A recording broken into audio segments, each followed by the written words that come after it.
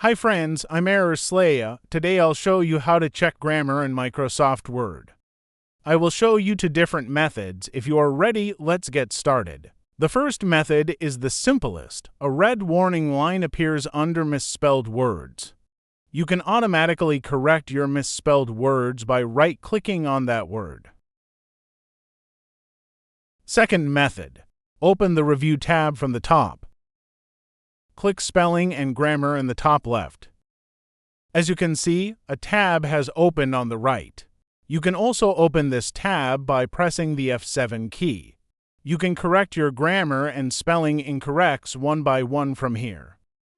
As you can see, I received a notification that the grammar and spelling check was completed.